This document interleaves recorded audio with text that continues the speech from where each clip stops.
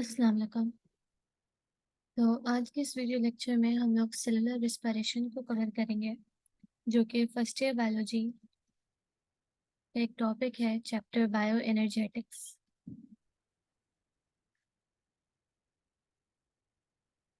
ये टॉपिक काफ़ी लोगों को मुश्किल लगता है, थोड़ा सा कॉम्प्लिकेटेड है, लेकिन इंशाल्लाह ये इजी हो जाएगा। तो सेलुलर रिस्पिरेशन में हम लोग जो चीज़ पढ़ेंगे वो पढ़ेंगे एरोबिक रिस्पिरेशन को पहले, ठीक है। एनारोबिक भी कवर करेंगे, लेकिन पहले अभी हम एरोबिक रिस्पिरेशन कर रहे हैं क्योंकि ये थोड़ा लेंदी है।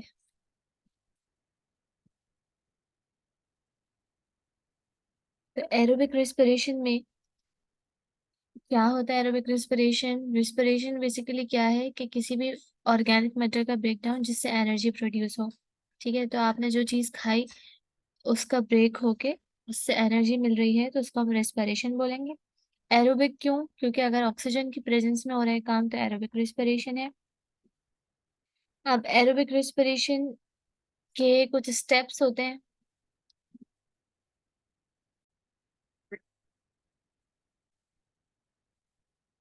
ठीक है, तो स्टेप्स ऑफ एरोबिक रेस्पिरेशन क्या होते हैं ये देख लीजिए।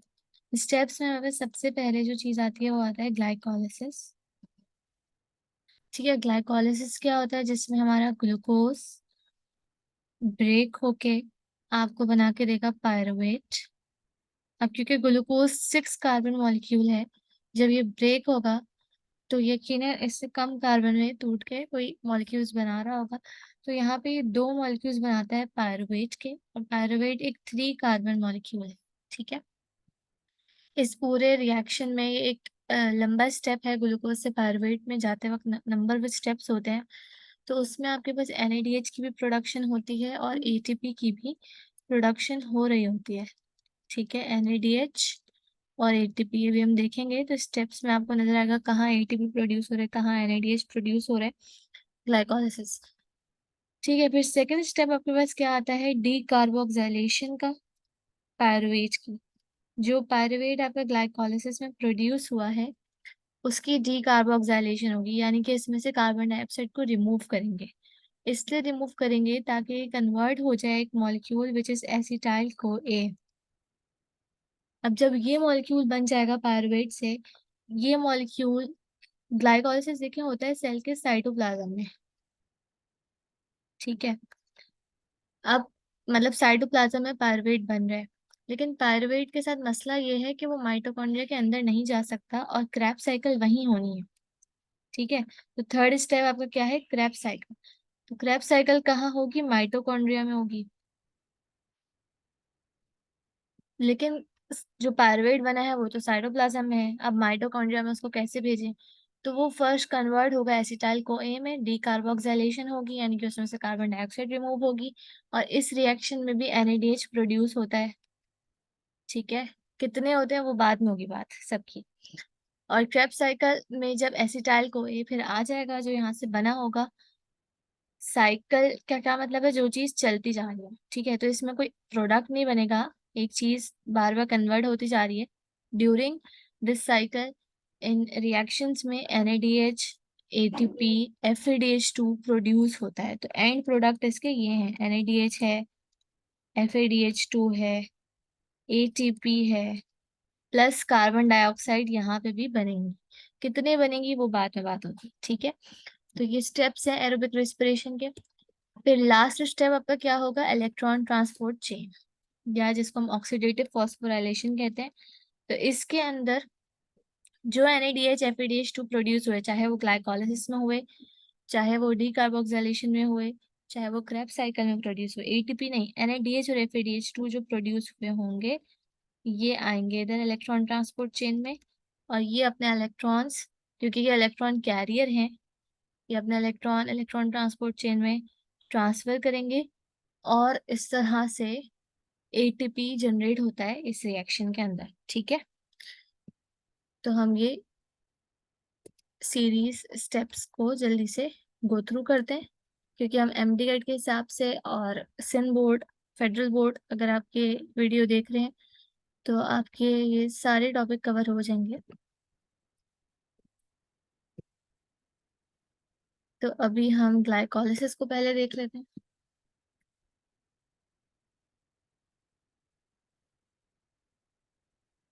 तो ये मेरे पास है ग्लाइकोलिसिस की एक पिक्चर।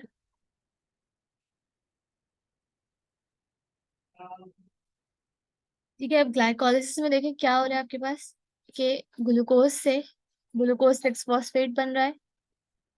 ठीक है, ग्लूकोज से ग्लूकोज 6 फॉस्फेट बन रहा है। कैसे बन रहा है, यहाँ पे क्या हो रहा है, एक एटीपी यूटिलाइज हो रहा है। ठीक है, अब ये जो शुरू का फेज है ग्लाइकोलिसिस का, इस फेज को हम बोलते हैं, यहाँ से यहाँ तक का जो फेज है, ठीक है, इसको हम बोलते हैं आपका प्रिपरेटरी फेज।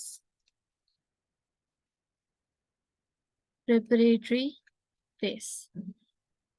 और इसके बाद का जो फेज है ग्लिसरॉल्डिहाइड 3 फॉस्फेट से, इसको हम बोलते हैं ऑक्सीडेटिव या पे ऑफ फेज। यानी कि जो आपने लगाया है वो आपने वसूल किया है। मतलब क्या है इस बात का, कि आपने इस रिएक्शन में इनिशियल प्रिपरेटरी फेज में 2 एटीपी यूज किए हैं यहाँ पे। यानी कि हमारे सेल ने 2 एटीपी यूटिलाइज करके इन चीजों को बनाया है। ग्लूकोज से ग्लूकोज 6 फॉस्फेट कैसे बनेगा, जब एक फॉस्फेट ग्लूकोज को मिल जाएगा, उसके 6 कार्बन पे अटैच होगा। इसी तरह पे ये आइसोमर बना है इसका। फिर एक और एटीपी यूज हुआ तो फर्स्ट कार्बन पे भी फॉस्फेट लग गया। ठीक है, इन स्टेप्स को इतना याद करने की जरूरत नहीं है, लेकिन आपको ये पता होना चाहिए। ठीक है, तो ये फ्रक्टोज 1,6 बिसफॉस्फेट बन गया यहाँ पे।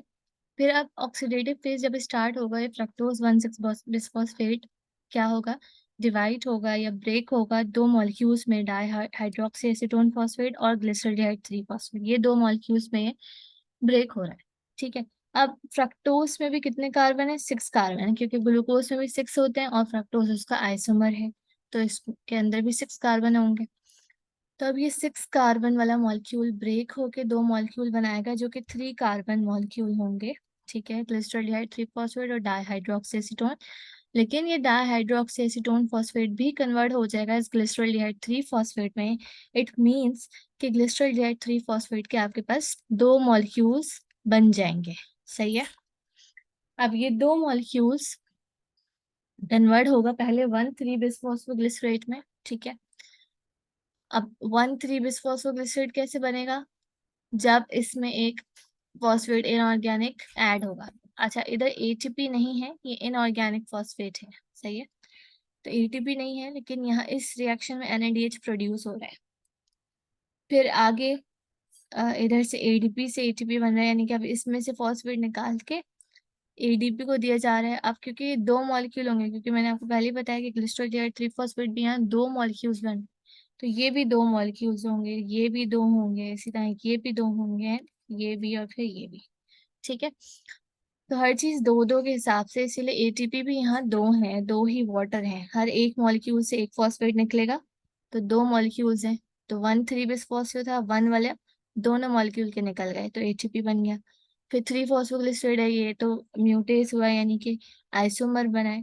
फिर इसमें से जब वाटर निकला तो ये फॉस्फेनोल पायरुवेट बन गया। फॉस्फेट अभी भी है, लेकिन जब वाटर निकलता है तो एक फंक्शनल ग्रुप बन जाता है, इनोल। ठीक है, फिर उसके बाद यहाँ से दोबारा से फॉस्फेट निकलेगा, अब दोनों मॉलिक्यूल से, क्योंकि ये भी 2 मॉलिक्यूल हैं फॉस्फेनोल पैरावेट के, दोनों के पास एक एक फॉस्फेट है, तो ये एटीपी बना लेंगे और अल्टीमेट आपके पास प्रोडक्ट आ जाएगा पायरुवेट, जो कि 3 कार्बन का मॉलिक्यूल है। ठीक है, तो ये आपके पास होता है ग्लाइकोलाइसिस। अब इसमें आपने देखना ये है कि प्रिपरेटरी फेज में हमने 2 एटीपी खर्च किए, यानी कि यहाँ पे एक एटीपी लगाया है, यहाँ पे एक एटीपी लगाया है, तो ये 2 एटीपी आपने दिए हैं, सेल ने यूज किए हैं। ठीक है, लेकिन ऑक्सीडेटिव और पे ऑफ फेस में आपके पास 2 एटीपी यहाँ प्रोड्यूस हुए और 2 यहाँ, तो टोटल 4 एटीपी आपके पास हो गए इस ऑक्सीडेटिव और पे ऑफ फेस में। तो 4 - 2 = 2 एटीपी। तो 2 एटीपी का आपके पास क्या आया है, नेट गेन आया है। ठीक है, अच्छा, अब अगर आपसे पूछेंगे एग्जाम में कि टोटल एटीपी काउंट क्या था ग्लाइकोलाइसिस का, तो वो तो 4 एटीपीज ही है। लेकिन वो पूछे नेट गेन, हमें फायदा कितना हुआ है, तो वो 2 एटीपीज है। और कितने NADH प्रोड्यूस हुए हैं, वो भी 2 NADH प्रोड्यूस हुए हैं। ठीक है। अच्छा, हर स्टेप में एंजाइम्स यूज हो रहे होते हैं, कुछ बुक में लिखे हुए होते हैं, कुछ नहीं लिखे हुए होते हैं, तो इसलिए इसको आप इतना इस पे फोकस मत करें। ठीक है।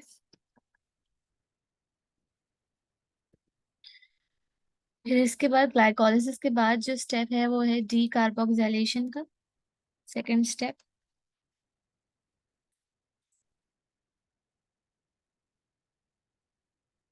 ठीक है। डी कार्बोक्सिलेशन सिंपली का क्या मतलब, मैंने आपको बताया कि जो पायरुवेट है उससे हम लोग कार्बन डाइऑक्साइड को निकाल रहे हैं और एसिटाइल कोए बना रहे हैं। वो कैसे बनेगा, पायरुवेट जो है ना 3 कार्बन वाला मॉलिक्यूल, आपको पता है 3 कार्बन इस तरह। ठीक है। अच्छा, ये एसिड होता है, कार्बोक्सिलिक एसिड होता है, इसमें जो फंक्शनल ग्रुप है वो ये है। ठीक है। अब होगा क्या कि इस हिस्से से जो इसका जो फंक्शनल ग्रुप है, इधर से क्या होगी, कार्बन डाइऑक्साइड निकलेगी। ठीक है। ये जो पार्ट है, ये वाला पार्ट, ये यहाँ से रिमूव हो जाएगा।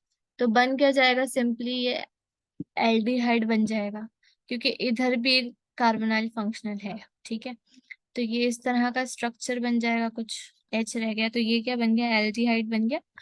ये हाइड्रोजन इधर लगा दो, तो ये है एक एसिटल डिहाइड मॉलिक्यूल, इसको हम बोलते हैं। ये आपके पास पायरुवेट था या पायरुविक एसिड था। अब इससे क्या होगा, इसमें जब कोएंजाइम ए ऐड होगा, इसमें जब हम क्या करेंगे, कोएंजाइम ए को ऐड कराएंगे, तो ये बन जाएगा आपका एसिटाइल को ए। कैसे, ये CH3 अपनी जगह, ये कार्बोनाइल अपनी जगह, इस H की जगह आपके पास लग जाएगा कोएंजाइम ए। तो कोएंजाइम ए जब लग जाएगा, ये बन गया एसिटाइल कोए। अब ये एक ऐसा मॉलिक्यूल है जो कि साइटोसोल से माइटोकॉन्ड्रिया में जा सकता है। ठीक है। तो पायरुवेट माइटोकॉन्ड्रिया में एंटर नहीं हो सकता, उसको फर्स्ट कन्वर्ट होना पड़ेगा एसिटाइल कोए में। इस स्टेप को हम डीकार्बोक्सिलेशन कहते हैं, क्योंकि इसमें कार्बन डाइऑक्साइड रिमूव हो रही है। और प्लस इस स्टेप में जहाँ कोएंजाइम ए ऐड हम करवा रहे हैं, इस स्टेप में जो है NADH भी प्रोड्यूस होता है। सही है। तो इस रिएक्शन में NAD प्लस से NADH बनता है, तो इसको हम ऑक्सीडेशन या डीहाइड्रोजनेशन रिएक्शन भी कहते हैं। ठीक है। तो ऑक्सीडेशन ऑफ पायरुवेट भी बोल सकते हैं आप इसको, डीकार्बोक्सिलेशन ऑफ पायरुवेट भी बोल सकते हैं। फिर इसके बाद जो है,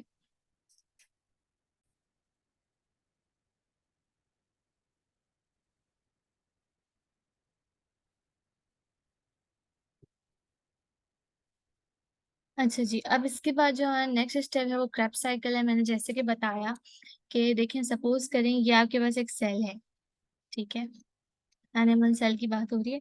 अब इस सेल के अंदर आपके पास डिफरेंट ऑर्गेनल्स हैं, न्यूक्लियस है। सपोज यहाँ पे ये जो है माइटोकॉन्ड्रिया है, ये आपके पास क्या है, माइटोकॉन्ड्रिया। ठीक है। अच्छा, अब इस सेल के अंदर ये वाला पार्ट क्या होगा, साइटोप्लाज्म का होगा। तो जो ग्लाइकोलिसिस हो रही है वो इस साइटोप्लाज्म के अंदर हो रही है। ठीक है। ग्लाइकोलिसिस यहाँ पर हो रही है, और माइटोकॉन्ड्रियन के अंदर आपका क्या हो रहा है, क्रेब्स साइकिल हो रहा है। सही है। तो इस ग्लाइकोलिसिस के जो नतीजे में जो पायरुवेट बना है, अब उसको इस माइटोकॉन्ड्रिया के अंदर जाना है। Since we know mitochondria is the power house of the cell, तो ATP जनरेट वहीं होगा। तो उसके लिए मैंने आपको स्टेप क्या बता दिया, डी कार्बोक्सिलेशन का, कि पायरुवेट को एसिटाइल कोए में कन्वर्ट करेंगे। अब वो 3 कार्बन का नहीं रहा, वो 2 कार्बन मॉलिक्यूल बन चुका है। सिंस वी नो कि उसने कार्बन डाइऑक्साइड अपने अंदर से रिमूव कर दी है, तो अब उसके अंदर कितने कार्बन रह गए, ये 2। ये कोई कार्बन नहीं है। ठीक है। को एंजाइम ए है, ये कार्बन नहीं है। तो अब ये एसिटाइल कोए, अब क्योंकि आपको पता है कि 2 पायरुवेट बनते हैं, तो 2 ही एसिटाइल कोए भी बने होंगे, ये 2 होने चाहिए, ये भी 2 ही होंगे। ठीक है। तो क्रेब्स साइकिल में 2 एसिटाइल कोए आएंगे। तो अभी हम देखते हैं यहाँ पे कि ये जो हम पूरा स्टेप पढ़ रहे हैं, ये हम एक एसिटाइल कोए के लिए पढ़ रहे हैं। सही है। अब ये आपको हर चीज डबल करनी है जब आप पूरा इसको कंप्लीट कर लेंगे। तो एसिटाइल को ए में जो कोएंजाइम ए लगा था, वो तो बिला वजह लगा ना, कि माइटोकॉन्ड्रिया के अंदर आने के लिए उसको लगा था वो। वरना उसका कोई फंक्शन नहीं है। तो वो कोएंजाइम ए यहाँ से रिमूव हो जाएगा और ये एसिटाइल कोए क्या करेगा, ऑक्सैलो एसीटेट से रिएक्ट करेगा। अब ये ऑक्सैलो एसीटेट आपके पास 4 कार्बन मॉलिक्यूल है और एसिटाइल कोए आपके पास 2 कार्बन मॉलिक्यूल है। ठीक है, एसिटाइल में अभी पड़ा 2 कार्बन, ऑक्सैलो एसीटेट 4 कार्बन, तो 2 + 4 हो जाएगा 6 कार्बन का मॉलिक्यूल सिट्रेट बन जाएगा। ठीक है, इसी तरह फिर आइसोसिट्रेट बनेगा, फिर अल्फा कीटोग्लिसराइड बनेगा, सक्सिनाइल, फिर सक्सिनेट, फ्यूमारेट, मैलेट। क्या हो रहा है, ये भी आपका 6 कार्बन का मॉलिक्यूल है, लेकिन यहाँ देखें इसमें से क्या हो रहा है, कार्बन डाइऑक्साइड जब रिमूव हो रही है तो ये बन जाएगा 5 कार्बन का मॉलिक्यूल। ठीक है, ये इधर भी क्या हो रहा है कि कार्बन डाइऑक्साइड रिमूव हो रही है सक्सिनाइल कोएंजाइम ए से, तो ये भी आपके पास क्या बन जाएगा, ये 4 कार्बन का मॉलिक्यूल बन जाएगा। ये भी 4 कार्बन ही है, इसमें से को ए भी निकल गया। फिर ये फ्यूमरेट, इसका आइसोमर बना है 4 कार्बन, ये भी 4 कार्बन, तो तभी ऑक्सैलो एसिड 4 कार्बन का है। सही है। तो इस पूरे स्क्रैप साइकिल में आपको जो चीज याद रखने वाली है वो ये देखना है कि NADH कहाँ प्रोड्यूस हो रहे हैं और FADH कहाँ प्रोड्यूस हो रहे हैं और ATP कहाँ बन रहा है। ठीक है, तो इस स्टेप में देखिए जरा, आइसोसिट्रेट से अल्फा कीटोग्लिसराइड जब बन रहा है तो यहाँ पे एक NADH बनता है। ठीक है, फिर जो है एक यहाँ पे NADH बनता है और एक यहाँ पे, तो टोटल आपके पास 3 NADH बन रहे हैं एक क्रैब साइकिल के अंदर, जब एक एसिटाइल को ए है। राइट, और मैंने आपको बताया कि 2 एसिटाइल को ए आएंगे, तो इस नंबर को भी मल्टीप्लाई बाई 2 जब कर देंगे तो 6 NADH प्रोड्यूस होते हैं ईच क्रैब साइकिल के अंदर। राइट, फिर FADH2 की बात करें तो वो यहाँ पे एक हमें नजर आ रहा है वैसे इस पूरी साइकिल के अंदर। तो ये जो बन रहा है FADH जब सक्सिनेट फ्यूमारेट में कन्वर्ट हो गया तब बनता है ये। तो ये FADH2 एक है, लेकिन 2 एसिटाइल को होने की वजह से एक FADH2 को भी हमें मल्टीप्लाई बाय 2 करना पड़ेगा, तो ये हो जाएंगे 2 FADH2। ठीक है, इसके अलावा यहाँ पे ATP बन रहा है। अब ATP की क्या कहानी है कि ये जो GDP है ये GTP बनाता है, पहले GTP प्रोड्यूस होता है और GTP आपका इस ऑलमोस्ट इक्वल टू ATP है, तो GTP अपना फॉस्फेट ADP को देगा ताकि वो भी ATP में कन्वर्ट हो जाए। ठीक है, तो कुछ कुछ ऐसा यहाँ पे नहीं हो रहा है, यहाँ पे एक ATP प्रोड्यूस हो रहा है, तो ये 1 ATP है। ठीक है, ठीक है, अब इस पूरी क्रेब साइकिल में अगर हम देखें आउटपुट्स अपने, तो आउटपुट हमारे पास क्या आ रहा है, यहाँ पे पहले तो ये ATP आ रहा है। अब एक ATP को भी हमने मल्टीप्लाई बाई 2 जब कर देंगे तो ये 2 ATPs बनेंगे। ठीक है, तो आपके पास आउटपुट 2 ATP है, 6 NADH है, 2 FADH2 है। इसके अलावा यहाँ पे कार्बन डाइऑक्साइड के मॉलिक्यूल्स भी प्रोड्यूस हो रहे हैं। अगर आप देखें तो कार्बन डाइऑक्साइड आपके पास कहाँ बन रहा है, एक कार्बन डाइऑक्साइड यहाँ बन रहा है। ठीक है, और एक कार्बन डाइऑक्साइड यहाँ बन रहा है, लेकिन ये एक क्रैब साइकिल के अंदर है। अब क्योंकि क्रैब साइकिल होंगी ट्वाइस, क्योंकि एक एसिटाइल कोई नहीं है, मेरे पास 2 हैं, तो कार्बन डाइऑक्साइड भी 2 कार्बन डाइऑक्साइड जो है मल्टीप्लाई बाय क्या हो जाएंगे, 2 हो जाएंगे, तो 4 कार्बन डाइऑक्साइड आपके पास है। तो आउटपुट में ये भी है, ये भी है, ये भी है और ये भी है। ठीक है, अच्छा जी। अब अगर क्योंकि MD गाइड में भी ये पूछ लेते हैं कि FADH2 कहाँ प्रोड्यूस हो रहा है, कब प्रोड्यूस हो रहा है, जब सक्सिनेट फ्यूमरेट में कन्वर्ट हो रहा है या फ्यूमरेट मैलेट में हो रहा है या अल्फा कीटोग्लूटारेट सक्सिनाइल कोए में हो रहा है, इस तरह का ऑप्शंस आते हैं, तो हमें उसके लिए हमें याद रखना पड़ेगा। तो उसके लिए कुछ निमोनिक्स गूगल से हमने देखी हैं, तो आप कैसे याद रख सकते हैं इस चीज को, एक सेंटेंस याद रख लें, see I know some simple formula making options. ठीक है, अब ये जो है सी आई नो में क्या है, C for citrate, I for isocitrate, K for alpha ketoglutarate, S for succinyl को। कीप इन माइंड पहले सक्सिनाइल को आएगा फिर सक्सिनेट आएगा। ठीक है, सक्सिनेट फिर फ्यूमरेट मैलेट और ऑप्शंस के ऑक्सैलोसिटेट। ऑक्सैलो एसीटेट जब एसिटाइल कोई से रिएक्ट करता है तब वो सिट्रेट बनाता है। तो इस तरह से साइकिल चल रही है। अगर याद रखना चाहें तो इस तरह याद रख सकते हैं। इसके अलावा आप इस तरह याद रख सकते हैं कि NADH कहाँ प्रोड्यूस हो रहा है, नंबर ऑफ स्टेप काउंट कर लें कि जैसे ये सिट्रेट आइसोसिट्रेट फर्स्ट स्टेप है, फिर इसके बाद ये सेकंड है, फिर ये थर्ड है। ठीक है, तो सेकंड में और थर्ड में आपके पास NADH प्रोड्यूस हो रहा है, ऐसे देख लीजिए। फिर ये फोर्थ है, फिर ये फिफ्थ में आपके पास FADH2 आ रहा है, सिक्स्थ और सेवेंथ और एट।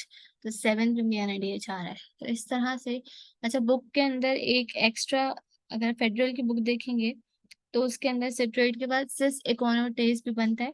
ठीक है, तो वो, लेकिन उसमें कोई चेंज नहीं आ रहा बनने में, क्योंकि उसमें वाटर ऐड होता है, बनता है, वाटर रिमूव होता है, दोबारा यही चीज बन जाती है। तो उस स्टेप को जो यहाँ लिखा हुआ है, ठीक है, तो उस स्टेप को कई जगह पे ऐसे ही छोड़ भी देते हैं। तो जैसे इधर नहीं बना हो तो कोई परेशानी की बात नहीं है, लेकिन फिर नंबरिंग अगर आप वो एक ग्रेप बना रहे होंगे तो उसके हिसाब से नंबरिंग होगी, उसके हिसाब से लर्न करना पड़ेगा।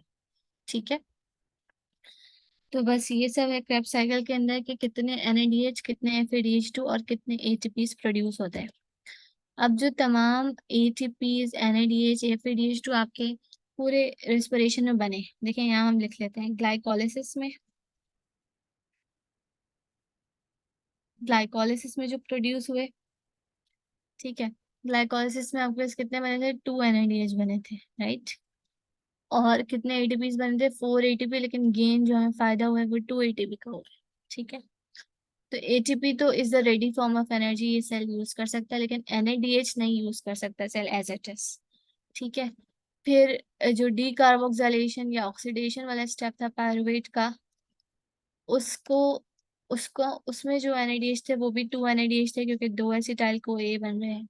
सही है, फिर क्रेब साइकिल में हमने बोला कि 3 NADH एक एसिटाइल को A से बनेंगे, लेकिन दो हैं तो 6 NADH और 2 FADH2 मॉलिक्यूल एंड 2 ATP या GTP। ठीक है, कोई एक चीज लिखते हैं। ये सब आपके पास पूरा आ रहा था काउंट। ठीक है, अब इलेक्ट्रॉन ट्रांसपोर्ट चेन में क्या होगा कि ये NADH, ये वाला NADH, ये NADH और FADH2, they all will enter in electron transport chain. Electron transport chain में जाने के बाद ये अपने इलेक्ट्रॉन्स देंगे कॉम्प्लेक्सेस को, और क्या होगा, यहाँ पे आपके पास इलेक्ट्रॉन ट्रांसफर हो रहे होंगे कॉम्प्लेक्स 1 से कॉम्प्लेक्स 3 में, फिर कॉम्प्लेक्स 4 में अगर NADH से आ रहे हैं, और अगर FADH से आ रहे हैं तो कॉम्प्लेक्स 2 में आएंगे, फिर 3 में जाएंगे, फिर 4 में जाएंगे, और अल्टीमेटली आखिर में जो इलेक्ट्रॉन मिलना है वो मिलना है ऑक्सीजन को। तो MCQ ये आता है, who is the final electron acceptor या अल्टीमेट एक्सेप्टर ऑफ इलेक्ट्रॉन, वो कौन है, ऑक्सीजन है। ठीक है, NADH ने इलेक्ट्रॉन अपना देगा कॉम्प्लेक्स 1 को, फिर कॉम्प्लेक्स 3 में, फिर कॉम्प्लेक्स 4 में, ऐसे ये ट्रांसफर होता जाएगा, और आखिर में किसको मिलना है, ऑक्सीजन को। ये याद रखना है आपको, ताकि ऑक्सीजन हो जाए रिएक्टिव, यानी कि वो अपने आयंस में ब्रेक हो जाए, ताकि उससे क्या हो, हाइड्रोजन रिएक्ट कर सके और वो वाटर बना सके। ठीक है, तो आपको पता है ना, रेस्पिरेशन की इक्वेशन में वाटर प्रोड्यूस होता है, वो किससे बनता है, ऑक्सीजन से बनता है। तो इस चीज को याद रखना है। ठीक है, क्यों ऑक्सीजन अल्टीमेट एक्सेप्टर है, क्योंकि ताकि वो रिएक्टिव हो जाए और वो हाइड्रोजन से रिएक्ट कर सके या प्रोटॉन से रिएक्ट कर सके एंड वाटर फॉर्म कर सके। ठीक है।